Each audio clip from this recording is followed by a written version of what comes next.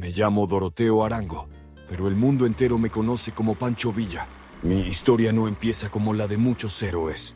Nací en 1878, en el corazón de Durango, en una familia humilde que apenas tenía lo suficiente para sobrevivir. Desde muy pequeño, vi cómo la injusticia era el pan de cada día para los pobres de México. Mi padre murió cuando era joven, y desde entonces tuve que hacerme cargo de mi familia, trabajando de sol a sol en las tierras de los grandes terratenientes. Pero no fue hasta un día fatídico, cuando mi hermana fue abusada por uno de esos poderosos, que mi vida cambió para siempre.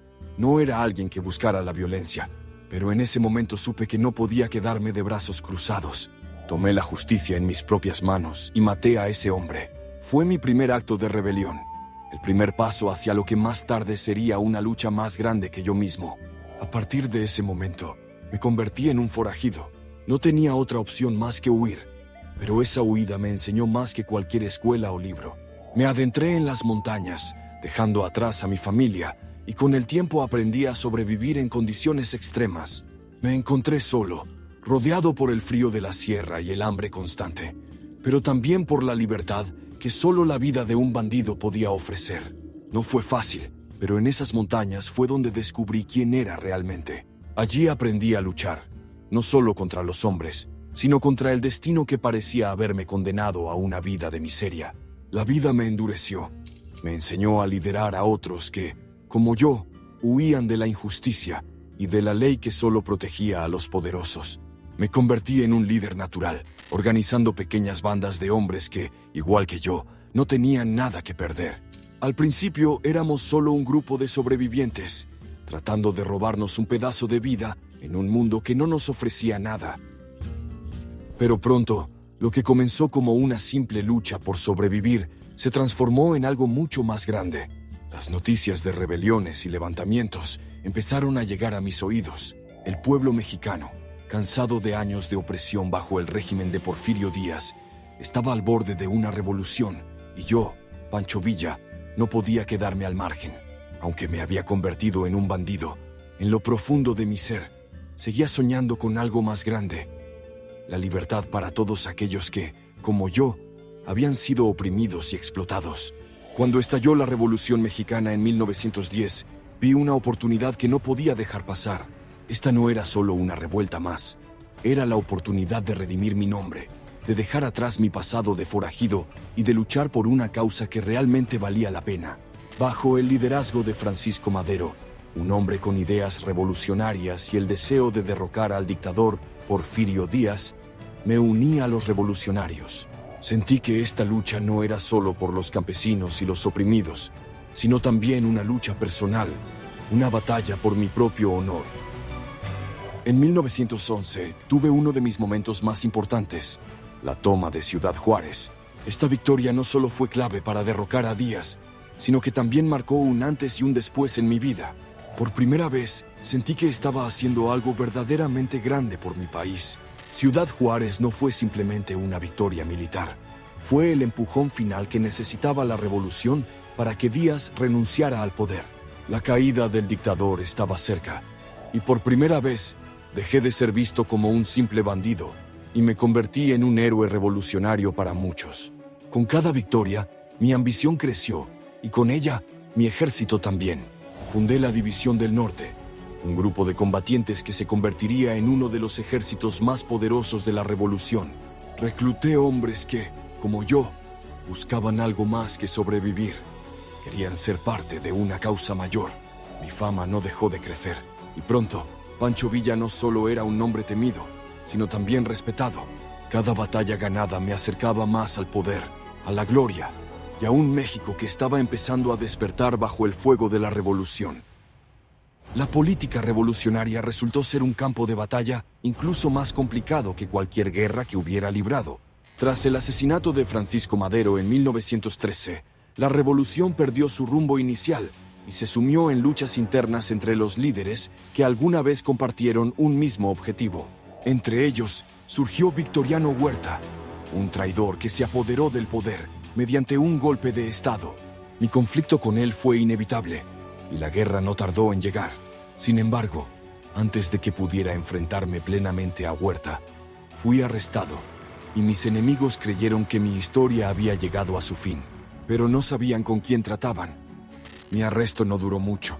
Logré escapar de la prisión, y tan pronto como volví a ser un hombre libre, me lancé nuevamente al campo de batalla. Esta vez me alié con Venustiano Carranza, un líder revolucionario que, en ese momento, parecía compartir mi visión de un México más justo. Juntos formamos una fuerza formidable para derrocar a Huerta, y en 1914 finalmente logramos nuestro objetivo. Huerta cayó, pero la verdadera batalla apenas comenzaba.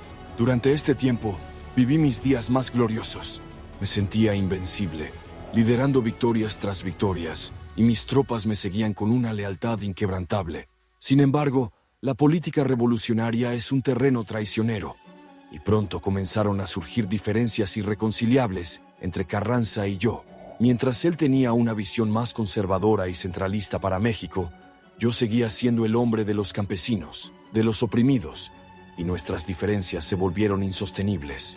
Entonces llegó el año 1915, y con él, la batalla de Celaya, una de las más sangrientas y devastadoras de mi vida. Fue un desastre. A pesar de mis tácticas guerrilleras y mi habilidad en el combate, las tropas de Carranza, lideradas por Álvaro Obregón, me superaron en número y estrategia.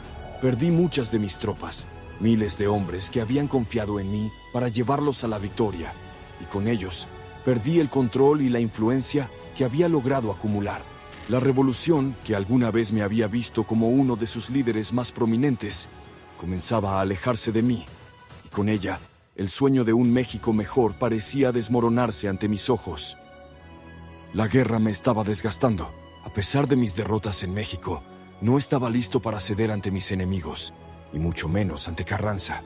En 1916, buscando un acto de venganza, tomé una decisión que cambiaría el curso de mi vida y mi lugar en la historia. Dirigí a mis hombres a atacar Columbus, un pequeño pueblo en Nuevo México, en territorio de los Estados Unidos. ¿Por qué lo hice? Era un desafío, un grito de rebeldía contra aquellos que habían apoyado a mis enemigos y traicionado la causa revolucionaria. Sin embargo, este ataque no solo fue un error estratégico, sino también un paso que me alejó del idealismo revolucionario y me acercó a la figura de un villano. La respuesta de los estadounidenses fue inmediata. El gobierno de Estados Unidos, indignado por la muerte de sus civiles y soldados, envió una fuerza militar bajo el mando del general John Joseph Pershing para perseguirme. Durante meses, el ejército estadounidense atravesó las montañas y desiertos del norte de México, buscando sin descanso a Villa, el bandido que había osado atacar en su propio territorio. Sin embargo, conocía el terreno mejor que nadie. Mis habilidades como guerrillero, perfeccionadas durante años de lucha, me permitieron evadir a las tropas estadounidenses una y otra vez. No podían atraparme, pero el costo fue alto. Mientras el ejército estadounidense me perseguía, mis fuerzas se debilitaban. Aquellos que antes me habían seguido con lealtad comenzaron a desertar, y el ataque a Columbus se convirtió en el principio del fin para mi ejército. La División del Norte, alguna vez poderosa y temida, era ahora una sombra de lo que fue. Perdí aliados, armas y territorios, y aunque escapé de la captura, nunca recuperé la fuerza ni el prestigio que alguna vez tuve. Además, mis tácticas, antes consideradas audaces, se tornaron más violentas y desesperadas. Mi reputación como héroe comenzó a desmoronarse, y aunque aún contaba con seguidores, muchos otros comenzaron a verme como un villano despiadado. La línea entre luchador por la justicia y cruel vengador se desdibujaba rápidamente. Finalmente, tras años de guerra, derrota y resistencia, en 1920 firmé la paz con el nuevo gobierno de Álvaro Obregón. Fue un acuerdo que me permitió retirarme de la vida pública y pasar mis últimos días en una relativa calma. Me retiré a mi hacienda en Canutillo, en el estado de Durango, un lugar donde creí que encontraría tranquilidad después de tantos años de lucha y sacrificio. Acepté que mis días de batallas habían terminado y, por primera vez, intenté vivir una vida más común, alejada de la violencia y la política que tanto me habían consumido. Sin embargo, mi retiro no estuvo exento de tensiones. Aunque había llegado a un acuerdo con el gobierno, sabía que aún quedaban enemigos que no perdonaban mis acciones pasadas. El 20 de julio de 1923, mis peores temores se hicieron realidad. Mientras viajaba en mi coche hacia Parral, Chihuahua, un grupo armado, probablemente enviado por viejos enemigos políticos, me tendió una emboscada. 9 hombres abrieron fuego, disparando sin piedad hasta que mi cuerpo quedó inerte en el asiento del conductor. Fue un final brutal para una vida marcada por la violencia, pero que también estuvo llena de ideales, batallas y contradicciones. No pude escapar de mi destino. A pesar de mi muerte, mi legado como héroe revolucionario sigue vivo. Para algunos, soy el defensor de los pobres, el hombre que luchó incansablemente por la justicia social y los derechos de los oprimidos. Para otros, soy un villano, un hombre cuyo temperamento violento y acciones despiadadas dejaron una marca oscura en la historia de México. Sin embargo, más allá de las opiniones y las versiones que se cuenten, sé que mi nombre quedó grabado en los libros de historia de mi país. Fui un hombre de acción, un luchador incansable, y aunque cometí errores, nunca dejé de pelear por lo que creí. Mi historia, como mi vida, fue un reflejo de los tiempos violentos y cambiantes en los que viví.